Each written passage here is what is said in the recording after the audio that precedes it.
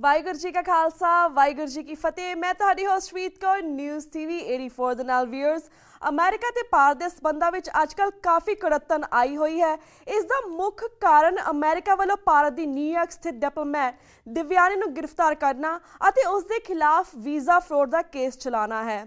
ਭਾਰਤ ਵੱਲੋਂ ਅਮਰੀਕਾ ਤੋਂ ਮੰਗ ਕੀਤੀ ਜਾ ਰਹੀ ਹੈ ਕਿ ਦਿਵਿਆਨੀ ਦੇ ਖਿਲਾਫ ਕੇਸਿਸ ਨੂੰ ਵਾਪਸ ਲਿਆ ਜਾਵੇ, ਪਰ ਅਮਰੀਕਾ ਦਾ ਕਹਿਣਾ ਹੈ ਕਿ ਦਿਵਿਆਨੀ ਦੇ ਖਿਲਾਫ ਕਾਰਵਾਈ ਅਮਰੀਕਨ ਕਾਨੂੰਨ ਦੇ ਮੁਤਾਬਕ ਅਤੇ ਬਿਲਕੁਲ ਸਹੀ ਹੈ। ਵਿਊਅਰਸ, ਸਿੱਖਸ ਫॉर ਜਸਟਿਸ ਜਥੇਬੰਦੀ ਜਿਹੜੀ ਕਿ ਨਵੰਬਰ 84 ਦੀ ਸਿੱਖ ਨਸਲਕੁਸ਼ੀ ਲਈ ਜ਼ਿੰਮੇਵਾਰ ਕਾਤਲਾਂ ਨੂੰ ਸਜ਼ਾਵਾਂ ਦਿਵਾਉਣ ਲਈ ਪੂਰੀ ਤਰ੍ਹਾਂ ਸਰਗਰਮ ਹੈ, ਵੱਲੋਂ ਇਸ ਕੇਸ ਨੂੰ ਵੀ ਆਪਣੇ ਏਜੰਡੇ ਦਾ ਹਿੱਸਾ ਬਣਾਇਆ ਗਿਆ ਹੈ। ਇਸ ਸੰਬੰਧੀ ਹੋਰ ਸਿੱਖ ਜਥੇਬੰਦੀਆਂ ਦੇ ਸਹਿਯੋਗ ਨਾਲ 13 जनवरी यानी कि आउंदे सोमवार उस अदालत के बाहर जिथे कि केस की सुनवाई हो रही है, भारत सरकार के खिलाफ विखावा करने का ऐलान किया है। इस विखावे संबंधी सिक्स फॉर जस्टिस वालों सोनिया गांधी, कमलनाथ, मनमोहन सिंह, प्रकाश सिंह बादल के खिलाफ दायर केसिस संबंधी भी असी इस जथेबंदी के फाउंडर अटॉर्नी गुरपतवंत सिंह पन्नू नाल गलबात करांगे, जो सानू हुण फोन लाइन ते जुड़ चुके ने। जी वीर जी, वाहिगुरू जी का खालसा वाहिगुरू जी की फतेह। हाँ जी भैन जी, थानू भी TV84 वेखण वाले सारे भैनों के भरावां नूं वाहिगुरू जी का खालसा वाहिगुरू जी की फतेह। वीर जी, सब तो पहला नवे साल अते दशमेश पिता दे प्रकाश पुरब दी आप जी नूं असीं वधाई दिंदे हां ते नाल दे नाल इह वी दसना चाहुंदे हां कि TV84 ने भी 1 साल पूरा मुकम्मल कर लिता है। इस संबंधी तुसीं कुछ कहना चाहोगे? सब तो पहला थानू भी बहुत बहुत बधाई होवे भैन जी। ਆਪਾਂ ਨੇ 1 ਸਾਲ ਜਿਹੜਾ TV84 ਨੇ ਪੂਰਾ ਕੀਤਾ ਜੀ। ਜੇ ਉਹਦੀ ਆਪਾਂ ਥੋੜੀ ਝਾਤ ਮਾਰ ਕੇ ਦੇਖੀਏ ਤੇ ਜਿੱਥੇ ਤੱਕ ਸਿੱਖ ਵਸਦੇ ਆ ਦੁਨੀਆ ਵਿੱਚ, ਹਾਂਜੀ, ਉਥੋਂ ਤੱਕ TV84 ਦੀ ਔਰ ਜਿਹੜੇ ਮੁੱਖ ਸੰਚਾਲਕ ਹੈਗੇ ਆ ਡਾਕਟਰ ਰਣਜੀਤ ਸਿੰਘ, ਡਾਕਟਰ ਅਮਰਜੀਤ ਸਿੰਘ, ਉਹਨਾਂ ਦੀ ਆਵਾਜ਼ ਔਰ ਉਹਨਾਂ ਦੀ ਮਿਹਨਤ ਸਦਕਾ ਸਿੱਖਾਂ ਦੀ ਜਿਹੜੀ ਆਵਾਜ਼ ਹੈ ਉਹ ਹਰ ਉਸ ਦੇਸ਼ ਦੇ ਵਿੱਚ ਪਹੁੰਚੀ ਹੈ ਜਿੱਥੇ ਇਹ ਦੂਸਰੇ ਜਿਹੜੇ ਟੀਵੀ ਹੈ, ਜਿਹੜੇ ਦੂਸਰਾ ਮਾਧਿਅਮ ਹੈ, ਨਹੀਂ ਪਹੁੰਚਾ ਸਕੇ ਜੀ। ਬਿਲਕੁਲ। ਅਸੀਂ ਵਾਹਿਗੁਰੂ ਕੋਲੋਂ ਉਮੀਦ ਕਰਦੇ ਹਾਂ ਕਿ ਨਾਲੇ ਉਹਨਾਂ ਕੋਲੋਂ ਬੇਨਤੀ ਕਰਦੇ ਹਾਂ ਕਿ ਜਿਹੜਾ TV84 ਹੈ, ਹਾਂਜੀ, ਉਹ ਲਗਾਤਾਰ ਦੁਨੀਆ ਦੇ ਜਿਹੜਾ ਮੈਪ ਹੈ ਉਹਦੇ ਵਿੱਚ ਇਹ ਫੈਲਦਾ ਰਹੇ ਜਿਵੇਂ ਪਿਛਲੇ ਸਾਲ ਫੈਲਿਆ ਜੀ। ਬਿਲਕੁਲ ਸ਼ੁਕਰੀਆ ਵੀਰ ਜੀ। ਤੇ ਹੁਣ ਅਸੀਂ ਕਰੰਟ ਮੁੱਦੇ ਬਾਰੇ ਗੱਲਬਾਤ ਕਰਦੇ, ਜਿਸ ਤਰ੍ਹਾਂ ਭਾਰਤੀ ਡਿਪਲੋਮੈਟ ਦਿਵਿਆਨੀ ਦਾ ਮਾਮਲਾ ਅਮਰੀਕਾ ਤੇ ਭਾਰਤ ਸੰਬੰਧਾਂ ਵਿੱਚ ਇੱਕ ਗੰਭੀਰ ਮੁੱਦਾ ਬਣ ਗਿਆ ਹੈ। ਇਸ ਬਾਰੇ ਤੁਸੀਂ ਕੀ ਕਹਿਣਾ ਚਾਹੋਗੇ? ਜੀ, ਇਹ ਵੀ ਥੋੜਾ ਆਪਾਂ ਨੂੰ ਝਾਤ ਮਾਰ ਕੇ ਦੇਖਣਾ ਪੈਣਾ ਹੈ ਕਿ ਜੋ ਕ੍ਰਾਈਮ ਹੈ, ਜੋ ਜੁਰਮ ਜਿਹੜਾ ਹੈ ਦਿਵਿਆਨੀ ਨੇ ਕੀਤਾ ਜੀ, ਚਾਹੇ ਉਸਨੂੰ ਦੇਖਿਆ ਜਾਏ ਤੇ ਇੱਕ ਉਹ ਕਹਿੰਦੇ ਜੀ ਅਸੀਂ ਵੀਜ਼ੇ ਦੇ ਉੱਤੇ ਮਿਸਪ੍ਰੈਜ਼ੈਂਟੇਸ਼ਨ ਹੈ, ਲੇਕਿਨ ਬੇਸਿਕਲੀ ਇਹ ਸੰਗੀਤਾ ਰਿਚਰਡ ਦੀ ਮਨੁੱਖੀ ਅਧਿਕਾਰਾਂ ਦੀ ਉਹਦੀ ਜਿਹੜੀ ਅਧਿਕਾਰ ਹੈਗੇ ਉਹਦਾ ਦੀ ਉਲੰਘਣਾ ਕੀਤੀ ਗਈ ਹੈ। ਹਾਂਜੀ।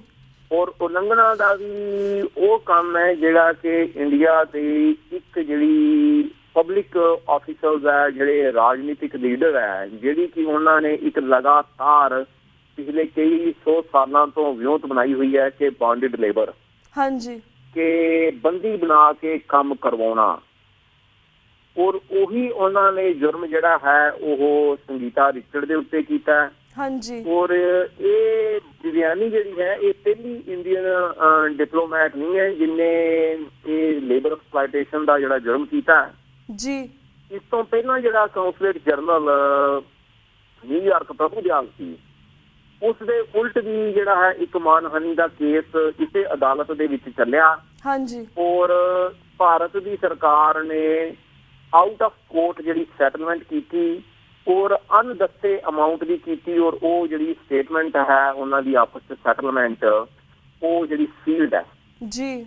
ਔਰ ਇਸੇ ਤਰ੍ਹਾਂ ਹੀ ਨੀਨਾ ਮਲਹੋਤਰਾ ਜਿਹੜੀ ਕਿ ਉਸ ਤੋਂ ਪਹਿਲਾਂ ਕਾਉਂਸਲਰ ਜਨਰਲ ਸੀ, ਉਸਦੇ ਖਿਲਾਫ ਵੀ ਕੇਸ ਚੱਲਿਆ ਕਿਸੇ ਅਦਾਲਤ ਦੇ ਵਿੱਚ। ਹਾਂਜੀ। ਔਰ ਕੋਰਟ ਨੇ 1.4 ਮਿਲੀਅਨ ਦੀ ਜਿਹੜੀ ਸੈਟਲਮੈਂਟ ਹੈ ਉਹ ਨੀਨਾ ਮਲਹੋਤਰਾ ਜਿਹੜੀ ਉਸ ਵਕਤ ਇੰਡੀਅਨ ਡਿਪਲੋਮੈਟ ਸੀ ਉਹਦੇ ਖਿਲਾਫ ਦਿੱਤੀ ਜੀ। ਔਰ ਉਦੋਂ ਵੀ ਇੰਡੀਆ ਦੀ ਸਰਕਾਰ ਜਿਹੜੀ ਹੈ ਉਹ ਇਹਨਾਂ ਦੀ ਜਿਹੜੇ ਜੁਰਮ ਕੀਤੇ ਆ ਉਹਨਾਂ ਨੂੰ ਲੁਕਾਉਂਦੀ ਰਹੀ ਹੈ। ਹਾਂਜੀ। ਔਰ ਜਿਵੇਂ ਕਿ ਇੰਡੀਆ ਦੀ ਸਰਕਾਰ ਦੀ ਇਹ ਇੱਕ ਆਦਤ ਹੈ ਬਣ ਚੁੱਕੀ ਕਿ ਜਿਹੜਾ ਵੀ ਉਹਨਾਂ ਦਾ ਕਰਿੰਦਾ ਕੋਈ ਜੁਰਮ ਕਰੇਗਾ ਘੱਟ ਗਿਣਤੀਆਂ ਤੇ, ਚਾਹੇ ਤੁਸੀਂ 84 ਦਾ ਮੁੱਦਾ ਲੈ ਲਓ, ਜਿਨ੍ਹਾਂ ਨੇ ਵੀ ਸਿੱਖਾਂ ਦੀ ਕਤਲੋਗਾਰ, ਸਿੱਖਾਂ ਦੀ ਨਸਲਕੁਸ਼ੀ ਕੀਤੀ, ਉਹਨਾਂ ਨੂੰ ਲਗਾਤਾਰ ਪ੍ਰਧਾਨ ਮੰਤਰੀ ਮਨਮੋਹਨ ਵੱਲੋਂ ਔਰ ਕਾਂਗਰਸ ਵੱਲੋਂ ਔਰ ਸਰਕਾਰ ਵੱਲੋਂ ਬਚਾਇਆ ਜਾ ਰਿਹਾ ਹੈ। ਔਰ ਅੱਜ ਫਿਰ ਉਸੇ ਦੇਸ਼ ਦਾ ਪ੍ਰਧਾਨ ਮੰਤਰੀ ਮਨਮੋਹਨ ਜਿਹੜਾ ਹੈ ਉਹ ਦਿਵਿਆਨੀ ਵਾਸਤੇ, ਜਿਹੜੀ ਕਿ ਇੱਕ ਜੁਰਮ ਦੇ ਵਿੱਚ ਇਨਵੋਲਵ ਹੈ, ਜਿਹਨੇ ਸ਼ਰੇਆਮ ਜਿਹੜਾ ਹੈ ਕੀਤਾ ਹੈ, ਉਸ ਨੂੰ ਬਚਾਉਣ ਦੀ ਪੂਰੀਆਂ ਕੋਸ਼ਿਸ਼ਾਂ ਜਿਹੜੀਆਂ ਉਸ ਸਰਕਾਰ ਦੀਆਂ ਜਾਰੀ ਹੈ। ਜੀ ਤੇ ਵੀਰ ਜੀ, ਜਿਸ ਤਰ੍ਹਾਂ ਤੁਸੀਂ ਰੋਸ ਵਿਖਾਵਾ ਕਰ ਰਹੇ ਹੋ, ਰੋਸ ਵਿਖਾਵਾ ਤੁਸੀਂ ਕਿਉਂ ਕਰ ਰਹੇ ਹੋ ਤੇ ਕਿੱਥੇ ਕਰ ਰਹੇ ਹੋ, ਪੂਰੀ ਇਸ ਰੋਸ ਵਿਖਾਵੇ ਬਾਰੇ ਵੀ ਜਾਣਕਾਰੀ ਦਿਓ। ਦੇਖੋ, ਜਿਹੜੀ ਅਸੀਂ ਇਨਸਾਫ ਰੈਲੀ ਸਮੂਹ ਸਿੱਖ ਜਥੇਬੰਦੀਆਂ ਦੀ ਨਿਊਯਾਰਕ ਔਰ ਟਰਾਈ ਸਟੇਟ ਦੇ ਗੁਰਦੁਆਰਾ ਸਾਹਿਬਾਨ ਦੀ ਕਮੇਟੀਆਂ ਦੀ ਮਦਦ ਦੇ ਨਾਲ ਕਰ ਰਹੇ ਹਾਂ, ਉਹ ਅਸੀਂ 500 ਪਰਲ ਸਟਰੀਟ, ਜਿਹੜਾ ਕਿ US ਡਿਸਟ੍ਰਿਕਟ ਕੋਰਟ ਹੈ, ਜਿੱਥੇ ਦਿਵਿਆਨੀ ਖੋਬਰਗਾਡੇ ਦੀ ਪ੍ਰੀ ਟਰਾਇਲ ਕਾਨਫਰੰਸ ਹੈ, ਪ੍ਰੀ ਟਰਾਇਲ ਹੀਅਰਿੰਗ ਹੈ 10 ਵਜੇ ਜਨਵਰੀ 13 ਆਉਣ ਵਾਲੇ ਮੰਡੇ ਨੂੰ। ਅਸੀਂ ਉਸ ਦੇ ਬਾਹਰ ਇੱਕ ਇਨਸਾਫ ਰੈਲੀ ਕਰਦੇ ਪਏ ਹਾਂ, ਜਿਸ ਦੇ ਦੋ ਮੁੱਖ ਮਕਸਦ ਹੈ।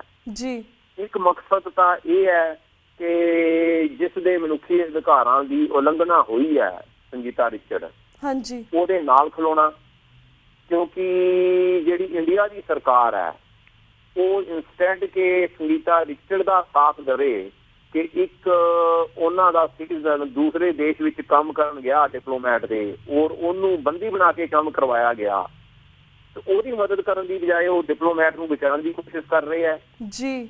ਔਰ ਜਦੋਂ USA ਦੀ ਸਰਕਾਰ ਨੇ ਕੇਸ ਚਲਾਇਆ ਤੇ ਉਹਨਾਂ ਨੇ ਜਿਹੜੇ USA ਦੇ ਇੰਟਰਸਟ ਹੈ ਇੰਡੀਆ ਦੇ ਵਿੱਚ, ਉਹ ਵੀ ਜਿਹੜੇ ਹੈ ਉਹਨਾਂ ਦੀ ਜਿਹੜੀ ਅਮਰੀਕਨ ਦੀ ਲਾਈਵਜ਼ ਹੈ ਉਹ ਉਹਨਾਂ ਨੇ ਸਟੇਕ ਦੇ ਉੱਤੇ ਲਾ ਦਿੱਤੀਆਂ, ਕਿਉਂਕਿ ਉਹਨਾਂ ਦੇ ਮਿਸ਼ਨ ਦੇ ਸਾਹਮਣੇ ਉਹ ਸਿਕਿਉਰਿਟੀ ਹਟਾ ਦਿੱਤੀ ਗਈ, ਔਰ ਜਿਹੜੀਆਂ ਆਮ ਪ੍ਰਿਵਿਲੇਜਸ ਹੁੰਦੀਆਂ ਕਿ ਉਹਨਾਂ ਕੋਲ ਸਿਕਿਉਰਿਟੀ ID ਕਾਰਡ ਹੁੰਦੇ ਉਹ ਵਾਪਸ ਲੈ ਲਏ ਗਏ। ਸੋ ਇੱਥੋਂ ਇਹ ਗੱਲ ਜਿਹੜੀ ਹੈ ਉਹ ਅਮਰੀਕਾ ਵਿੱਚ ਰਹਿੰਦਿਆਂ ਔਰ ਅਮਰੀਕਨ ਸਰਕਾਰ ਨੂੰ ਸਮਝਾਉਣੀ ਬਹੁਤ ਜ਼ਰੂਰੀ ਹੈ ਕਿ ਇੰਡੀਆ ਦੀ ਜਿਹੜੀ ਪਾਲਿਸੀ ਹੈ ਲਗਾਤਾਰ ਪਿਛਲੇ ਸਮੇਂ ਤੋਂ, ਕਿ ਉਹਨਾਂ ਨੇ ਜਿਹੜੇ ਵੀ ਆਪਣੇ ਆਫੀਸ਼ਲ ਨੇ, ਚਾਹੇ ਪੋਲੀਟੀਕਲ ਹੈ, ਜਦੋਂ ਜੁਰਮ ਕਰਨਾ ਉਹਨਾਂ ਨੇ ਉਹਨਾਂ ਨੂੰ ਬਚਾਉਣਾ ਹੈ। ਉਸ ਅੱਗ ਦੇ ਵਿੱਚ ਚਾਹੇ ਅਮਰੀਕਾ ਦਾ ਇੰਟਰਸਟ ਹੈ, ਚਾਹੇ ਅਮਰੀਕਾ ਦਾ ਸਿਟੀਜ਼ਨ ਹੈ, ਉਹਨਾਂ ਨੇ ਉਹਨੂੰ ਅੱਗ ਦੇ ਵਿੱਚ ਝੋਕ ਦੇਣਾ, ਜਿਵੇਂ ਕਿ ਹੁਣ ਉਹ ਕੋਸ਼ਿਸ਼ ਕਰਦੇ ਪਏ ਹੈ। ਸੋ ਇਹਨਾਂ ਦੋਹਾਂ ਮੁੱਦਿਆਂ ਦੇ ਉੱਤੇ ਇਨਸਾਫ ਰੈਲੀ ਜਿਹੜੀ ਹੈ ਜਨਵਰੀ 13 ਨੂੰ 500 ਪਰਲ ਸਟਰੀਟ 9 ਤੋਂ ਲੈ ਕੇ 12 ਵਜੇ ਤੱਕ ਕੀਤੀ ਜਾਏਗੀ। ਸਮੂਹ ਸਿੱਖ ਜਥੇਬੰਦੀਆਂ ਨਿਊਯਾਰਕ ਔਰ ਗੁਰਦੁਆਰਾ ਸਾਹਿਬਾਨ ਦੀਆਂ ਟਰਾਈ ਸਟੇਟ ਜਿਹੜਾ ਏਰੀਆ ਹੈ ਉਹਦੀਆਂ ਕਮੇਟੀਆਂ ਦੀ ਮਦਦ ਦੇ ਨਾਲ, ਔਰ ਜਿਹੜਾ ਅਮਰੀਕਨ ਮੀਡੀਆ ਉਸ ਨੂੰ ਉਹ ਚਿਹਰਾ ਇੰਡੀਆ ਦਾ ਦਿਖਾਇਆ ਜਾਏਗਾ ਜਿਹੜਾ ਕਿ ਅਸੀਂ ਪਿਛਲੇ ਸਮੇਂ ਤੋਂ ਲਗਾਤਾਰ ਵਿਖਾਉਣ ਦੀ ਕੋਸ਼ਿਸ਼ ਕਰਦੇ ਪਏ ਹਾਂ ਕਿ India is giving immunity with impunity to all those who are involved in the genocidal crimes, who are involved in the labor exploitation, who are involved in the child labor exploitation. ਜਿਹੜਾ ਵੀ ਜੁਰਮ ਤੁਸੀਂ ਲੈ ਲਓ ਉਸ ਸਰਕਾਰ ਦੀ ਜਿਹੜੀ ਹੈ ਦੇਖ ਰੇਖ ਦੇ ਵਿੱਚ ਹੁੰਦਾ ਔਰ ਉਸ ਨੂੰ ਉਹ ਜਿਹੜੇ ਹੈ ਪੂਰਾ ਸਪਾਂਸਰ ਕਰਦੇ ਆ।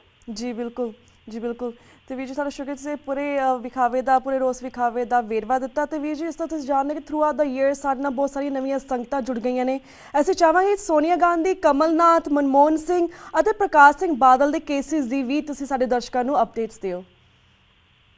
ਦੇਖੋ, ਜਿੰਨੇ ਵੀ ਮਨੁੱਖੀ ਅਧਿਕਾਰਾਂ ਦੀ ਉਲੰਘਣਾ ਦੇ ਔਰ ਸਿੱਖ ਨਸਲਕੁਸ਼ੀ ਦੇ ਕੇਸ ਜਿਹੜੇ ਹੈ ਆਪਾਂ ਮਾਨਹਾਨੀ ਦੇ ਪਾਏ ਹੋਏ ਹੈ, ਜਿਵੇਂ ਕਿ ਬੇਸਿਕ ਡਿਫੈਂਸ ਜਿਹੜੀ ਸਭ ਦੀ ਉਹਨਾਂ ਨੇ ਹਰ ਇੱਕ ਨੇ, ਚਾਹੇ ਕਿਸੇ ਦਾ ਵੀ ਕੇਸ ਹੋਵੇ, ਚਾਹੇ ਉਹ ਬਾਦਲ ਦਾ, ਚਾਹੇ ਸੋਨੀਆ ਦਾ, ਔਰ ਉਹ ਲੈ ਰਹੇ ਹੈ ਕਿ ਸਾਨੂੰ ਸਮਨਸ ਸਰਵ ਨਹੀਂ ਹੋਏ।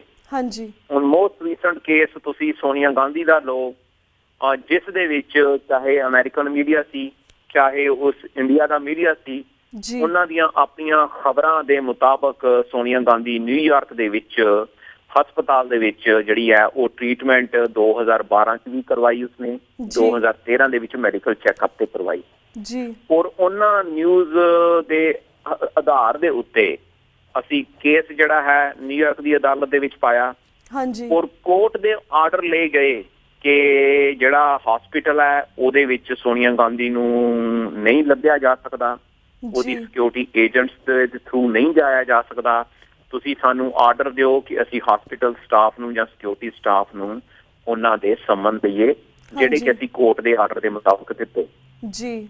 ਲੇਕਿਨ ਸੇਮ ਡਿਫੈਂਸ ਜਿਹੜੀ ਹੈ ਉਹ ਸੋਨੀਆ ਗਾਂਧੀ ਨੇ ਚਿੱਠੀ ਲਿਖ ਕੇ ਆਪਣੇ ਵਕੀਲ ਨੂੰ ਦਿੱਤੀ ਹੈ ਕਿ ਸੈਪਟੈਂਬਰ 2 ਤੋਂ ਲੈ ਕੇ ਸੈਪਟੈਂਬਰ 9 ਤੱਕ ਮੈਂ ਨਿਊਯਾਰਕ ਦੇ ਵਿੱਚ ਮੌਜੂਦ ਹੀ ਨਹੀਂ ਸੀ।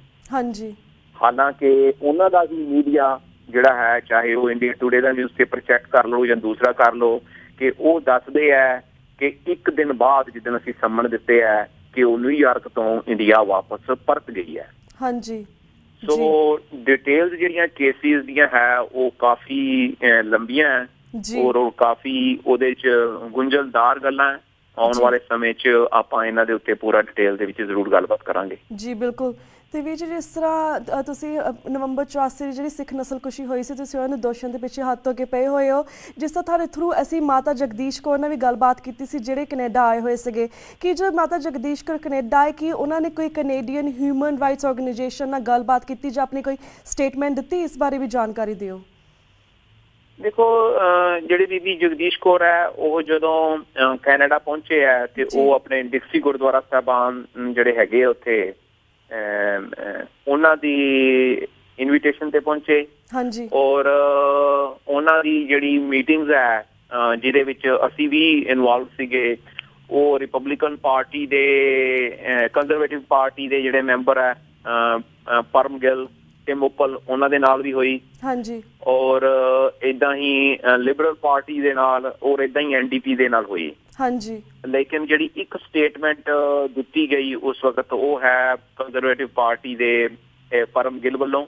ਹਾਂਜੀ, ਜਿਹਨੇ 1984 ਦੇ ਵਿੱਚ ਜੋ ਸਿੱਖਾਂ ਦੇ ਉੱਤੇ ਨਸਲਕੁਸ਼ੀ ਹੋਈ ਉਹਦੀ ਨਿਖੇਧੀ ਕੀਤੀ ਔਰ ਮੰਗ ਕੀਤੀ ਕਿ ਉਹਨਾਂ ਨੂੰ ਇਨਸਾਫ ਮਿਲਣਾ ਚਾਹੀਦਾ ਜੀ। ਇਸ ਤੋਂ ਇਲਾਵਾ ਕਿਸੇ ਮਨੁੱਖੀ ਅਧਿਕਾਰ ਸੰਸਥਾ ਨੇ ਜਾਂ ਕੈਨੇਡਾ ਦੇ ਕਿਸੇ ਹੋਰ ਹਿੱਸੇ ਵਿੱਚ ਕਿਸੇ ਨੇ ਬੋਲਿਆ ਹੋਵੇ ਤਾਂ ਮੈਂ ਉਸ ਬਾਰੇ ਕਹਿ ਨਹੀਂ ਸਕਦਾ ਜੀ। ਲੇਕਿਨ ਉਹਨਾਂ ਦੀ ਫੇਰੀ ਦਾ ਆਉਣ ਦਾ ਇੱਕ ਜਿਹੜਾ ਜਗ ਜ਼ਾਹਿਰ ਹੋਇਆ ਕਿ ਜਿਹੜੀਆਂ ਗੱਲਾਂ ਅਸੀਂ ਪਿਛਲੇ 5-6 ਸਾਲ ਤੋਂ ਕੈਨੇਡੀਅਨ ਗਵਰਨਮੈਂਟ ਨੂੰ, ਅਮਰੀਕਨ ਗਵਰਨਮੈਂਟ ਨੂੰ ਔਰ ਦੁਨੀਆ ਨੂੰ ਦੱਸ ਰਹੇ ਹਾਂ ਕਿ ਜੋ ਵਿਕਟਮਸ ਹੈ ਜਿਨ੍ਹਾਂ ਨੇ ਅੱਖੀਂ ਦੇਖਿਆ ਔਰ ਹੱਡੀ ਉਹਨਾਂ ਦੇ ਬੀਤਿਆ, ਕਿਵੇਂ ਬੀਬੀ ਦੇ ਸਾਹਮਣੇ ਉਹਨਾਂ ਦੇ ਬੱਚੇ ਨੂੰ ਮਾਰਿਆ ਗਿਆ ਔਰ ਉਹਨਾਂ ਦੇ 3 ਭਰਾ ਔਰ ਉਹਨਾਂ ਦਾ ਹਸਬੈਂਡ ਜਿਹੜਾ ਮਾਰਿਆ ਗਿਆ, ਔਰ ਕਿਵੇਂ ਉਹਨਾਂ ਨੇ ਚੀਖ ਕੇ ਦੱਸਿਆ ਵੀ ਸੱਜਣ ਕੁਮਾਰ ਨੇ ਮਰਵਾਇਆ ਹੈ, ਪਰ ਫਿਰ ਵੀ ਇੰਡੀਆ ਦੀ ਜਿਹੜੀਆਂ ਅਦਾਲਤਾਂ, ਇੰਡੀਆ ਦਾ ਜਿਹੜਾ ਜਸਟਿਸ ਸਿਸਟਮ ਹੈ ਉਹਨੇ ਉਹਨਾਂ ਦੀ ਗੱਲ ਬਾਂਹ ਨਹੀਂ ਫੜੀ ਜੀ। ਕਾਰਨ ਜਿਹੜਾ ਉਸਦਾ ਉਹੀ ਹੈ ਕਿ ਇੰਡੀਆ ਦੀ ਸਰਕਾਰ ਲਗਾਤਾਰ ਜਿਨ੍ਹਾਂ ਨੇ ਸਿੱਖਾਂ ਦੇ ਖਿਲਾਫ ਜ਼ੁਲਮ ਕੀਤੇ ਆ, ਸਿੱਖ ਨਸਲਕੁਸ਼ੀ ਕੀਤੀ ਹੈ, ਘੱਟ ਗਿਣਤੀਆਂ ਦੇ ਉੱਤੇ ਜ਼ੁਲਮ ਕਰਦੇ ਆ, ਲੇਬਰ ਐਕਸਪਲਾਇਟੇਸ਼ਨ ਕਰਦੇ ਆ, ਚਾਈਲਡ ਲੇਬਰ ਐਕਸਪਲਾਇਟੇਸ਼ਨ ਕਰਦੇ ਆ, ਉਹਨਾਂ ਨੂੰ ਲਗਾਤਾਰ ਉਹਨਾਂ ਦੀ ਪੁਸ਼ਤਮਾਈ ਕਰਦੇ ਆ, ਲਗਾਤਾਰ ਉਹਨਾਂ ਨੂੰ ਉਹ ਇਮਿਊਨਿਟੀ ਦਿੰਦੇ ਆ। ਔਰ ਇਹੀ ਕਾਰਨ ਹੈ ਕਿ ਅਸੀਂ ਜਨਵਰੀ 13 ਨੂੰ ਕੋਰਟ ਦੇ ਸਾਹਮਣੇ, ਜਿੱਥੇ ਦੇਵਿਆਨੀ ਖੋਬਰਾਗਾਡੇ ਦਾ ਕੇਸ ਪ੍ਰੀ ਟ੍ਰਾਇਲ ਹੀਅਰਿੰਗ ਦੇ ਵਿੱਚ ਹੈ ਔਰ ਜਦੋਂ ਦੁਨੀਆ ਦਾ ਮੀਡੀਆ ਸਾਰਾ ਉੱਥੇ ਆਇਆ ਹੋਏਗਾ, ਅਸੀਂ ਇਸ ਇੰਡੀਆ ਦਾ ਜਿਹੜਾ ਕਾਲਾ ਚਿਹਰਾ ਹੈ ਉਹ ਉੱਥੇ ਨੰਗਾ ਕਰਾਂਗੇ ਜੀ। ਬਿਲਕੁਲ ਬਿਲਕੁਲ ਵੀਰ ਜੀ। ਤੇ ਵੀਰ ਜੀ, ਸਾਡਾ ਹੁਣ ਵਕਤ ਬ੍ਰੇਕ ਵੱਲ ਜਾ ਰਿਹਾ। ਤੁਹਾਡਾ ਬਹੁਤ ਬਹੁਤ ਸ਼ੁਕਰੀਆ ਤੇ ਸਾਡੇ ਸਿੱਖ ਸੰਗਤਾਂ ਦੇ ਰੂਬਰੂ ਹੋਏ ਤੇ ਆਪਣੇ ਵਿਚਾਰ ਸਾਂਝੇ ਕੀਤੇ, ਤੇ ਅਸੀਂ ਅਰਦਾਸ ਕਰਦੇ ਸਿੱਖ ਸੰਗਤਾਂ ਸਾਹਮਣੇ ਕਿ ਉਹ ਵੀ 13 ਜਨਵਰੀ ਨੂੰ ਉੱਥੇ ਪਹੁੰਚਣ ਤੇ ਇਨਸਾਫ ਫਰੈਂਚ 'ਚ ਪਹੁੰਚਣ, ਤੁਹਾਨੂੰ ਸਪੋਰਟ ਕਰਨ। ਤੇ ਇਸ ਦੇ ਨਾਲ ਹੀ ਮੈਂ ਤੁਹਾਡੇ ਕੋਲ ਇਜਾਜ਼ਤ ਲੈਣੀ ਹਾਂ ਵੀਰ ਜੀ। ਵਾਹਿਗੁਰੂ ਜੀ ਕਾ ਖਾਲਸਾ, ਵਾਹਿਗੁਰੂ ਜੀ ਕੀ ਫਤਿਹ। ਵਾਹਿਗੁਰੂ ਜੀ ਕਾ ਖਾਲਸਾ, ਵਾਹਿਗੁਰੂ ਜੀ ਕੀ ਫਤਿਹ। ਵੀਅਰਸ, ਵਕਤ ਹੋ ਗਿਆ ਇੱਕ ਛੋਟੇ ਜਿਹੇ ਬ੍ਰੇਕ ਦਾ। ਕੀਪ ਵਾਚਿੰਗ ਨਿਊਜ਼ TV 84 ਦੇ ਨਾਲ। We'll be right back after a short break.